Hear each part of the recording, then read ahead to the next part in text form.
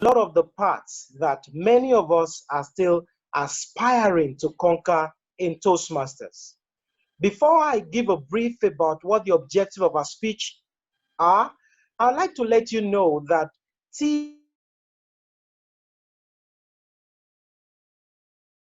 award from the traditional program. She's also a recipient of the Advanced Leadership Bronze Award from the traditional program. She's also a Triple Crown Award recipient in 2020. And much more than that, today she will be delivering a landmark speech. She will be delivering the final speech on our innovative learning path. About 14 or 15 speeches. She has done a icebreaker. She has researched and presented. She has inspired our audience. She has learned how to manage projects successfully. And then she has also done the almighty high performance leadership program. Ladies and gentlemen, TM Chidi is an example for everyone to follow. The objective of our speech today is to reflect on our part, which is simply for her to share a story about the growth she experienced while she was going through this learning path.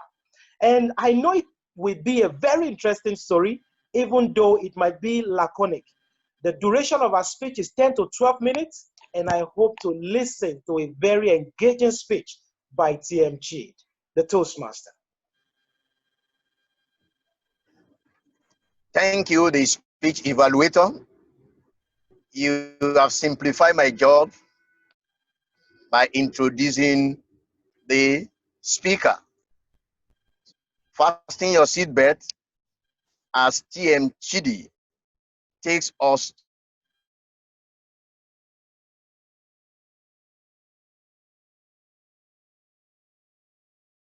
Chidi, you have the lectern.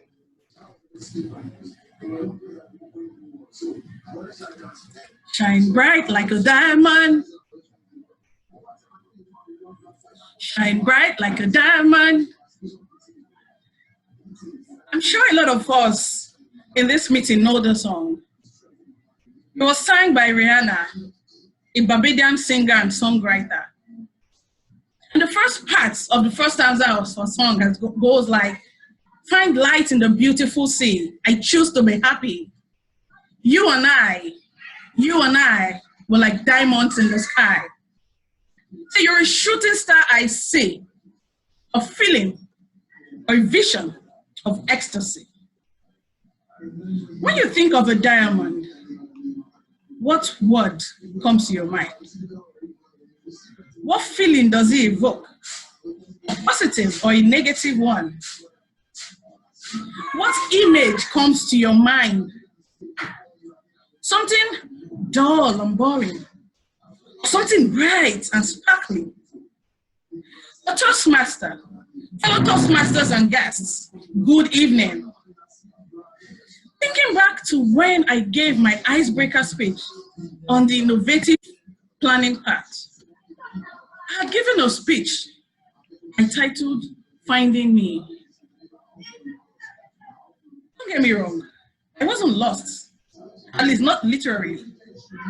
You could say at that point, I could be likened to Simba in The Lion King, if you know the movie. Simba had run away in the face of challenges and adversity. But he had to come back to take a rightful place after he had found himself. He had to introspect and discover himself. Going through the innovative planning part had helped me rediscover who I am. At that point, I had done circa 20 speeches in the traditional pathways. I was an advanced communicator, an advanced leader, and boom, here came pathway with a whole new playing ground, a level higher than what was currently existing to me. I felt the need to introspect. I felt the need to think through before embarking on this new journey. I didn't think it was going to be something somewhat like a child's play. No. Because I know for it to have come at the time it did, that means the brain behind it definitely saw the need to innovate. And if there's one thing I know that time had taught me, it's the fact that if you do not innovate, you die. Not the natural death, but you die every day because you stop living even though you're alive.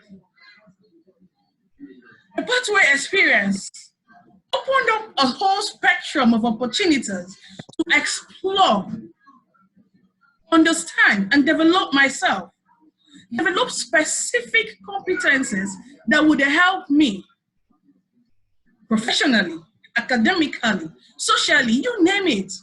I mean, at that point, I knew I was going to feel its impact in every aspect of my life. Professionally, I work as a business analyst and partner in a financial institution. I have oversight over our businesses in our subsidiaries. And trust me, that's not a job for the faint-hearted. Because not only do you have people who have had more experience in that field, but then these are people who come from different cultural backgrounds, different work ethics. Yet, I was expected to manage their performance to ensure profitability and the sustainability of our business in those markets, and even at home. So did I need to grow? Yes. Did I need to develop myself? Yes. Don't get me wrong. In the traditional pathway, yes, I had done speeches, I had played roles, I had led. I have developed myself. It definitely was not where I started before I joined Toastmasters. But at the same time, a different level was brewing. And I was ready to take that challenge. I was a good team player. Also, I thought. I probably at the point would not put myself out there to lead a pack. I would work assiduously if a task is given to ensure that the objective of the team was met. I was one who would the job. Why? Because I came across as a perfectionist. I wanted everything to the letter. And so I believed it would happen faster and better if I did it myself. Delegation was something I struggled with. I felt if I wanted something to go well, with accuracy and with efficiency, there's no need bringing in a whole lot of people, because there's a saying that too many hands in the cooking pot spoils the soup. Sometimes I've learned that saying really isn't true, because two good heads, definitely better than one. Going through the projects, I've stepped away from my not so comfort zone. I said not so comfort because I had stepped out of my comfort zone joining Toastmasters. I had stepped out of my comfort zone, taking on roles, serving as a club officer, giving speeches in front of people outside of my club. Pathways brought with it the need to step out even further. I came to realize that most times we are afraid to try new things, not because we don't want to, but because we're scared of failing. We're so much concerned with what people will say, or how they will react to us, the feedback we'll get. We pay so much attention to how other people feel, rather than how we feel and how it would affect us as a person. We fail to realize that it's only when we put ourselves out there and take on these challenges that we can begin to develop ourselves and such impact the world around us. If you really want to shine and sparkle, you need to step outside of your comfort zone. of the projects I had to complete included facilitating a question and answer session. There was a program that we had sometime in May, in June. We called it the Niger Meetup event. In that event, we opened it up to Toastmasters from around the world. I facilitated a session. I deliberately took up that challenge because I wanted to build that skill. It was my first time playing facilitator on such a stage. I mean, I was willing to practice. I was willing to take the bull by the horn. Now, I could very easily have used that project to fulfill the objectives of my manage a question and answer project on my part, but I didn't. I felt for me that was a rehearsal. You know, like when you're planning a wedding, you go for a dress rehearsal before the main day. That was it for me. I wanted to challenge myself more. So I saw the opportunity when the time came to anchor an open day session for my secondary school association. On a good day, I probably would have just sat back, being in the audience, threw out the questions to whoever the facilitator was. But I said, no, I was going to take this on because I did not just want to tick the box on my part as though I have done this project. I wanted to experience it. Knowing fully well that my audience were not Toastmasters. I mean, these are people who would give it to you bluntly. They would not spare you. Toastmasters provides a positive learning such that even when you've performed poorly, your evaluator will still pat you at the back. Your mentor will pat you at the back and tell you, you've done well, you can do better. But my audience, these are people who would not care.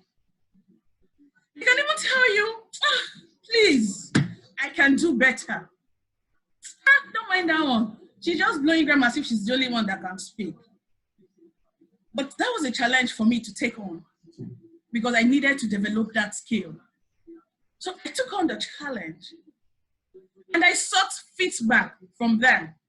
Even though I knew some of the feedback would probably not be so positive, I really wasn't looking forward to all the positive ones because I feel those people probably just want to massage your ego. I looked forward to genuine feedback that would help me grow because that's something I learned from my part, that you need to be evaluated. You need to receive constructive feedback for you to develop as a speaker and as a leader. Henry Ford, an American industrialist, had said that enthusiasm is the yeast that makes your hopes shine to the stars. Enthusiasm is the sparkle in your eyes, the swing in your gait, the grip of your hand, that irresistible urge of will and energy to execute your ideas. Following through my path, I have learned to listen actively, to successfully manage a project, manage online meetings. I explored the high performance leadership project, built that skill amongst others. Now, this was only possible because I was enthusiastic to learn. I could go on and on, but I have just 12 minutes, so I have to be laconic. I did not relax, no, I was not docile. I was hungry for more, and it paid off at the end. I have grown as an individual, as a leader, as a friend, a public speaker, a communicator, an analyst. I have learned to speak professionally. I am not where I want to be, but I am an active, online, real-time work in progress. I believe in Kaizen, which is a Japanese word for continuous improvement. I wake up learning, unlearning and relearning in a bid to be a better version of my yesterday self. Let me leave you with the words of Karen Civil, an American strategist, who has said that do not let the insecurities of others dull your sparkle. Shine like the star you were born to be. Fellow Toastmasters and get shine. Shine brightly like a diamond. and let the world feed off the positive energy that you give them. The Toastmaster. Wow. What a speech. If your hands are not busy, let's jump our hands together for the veteran speaker.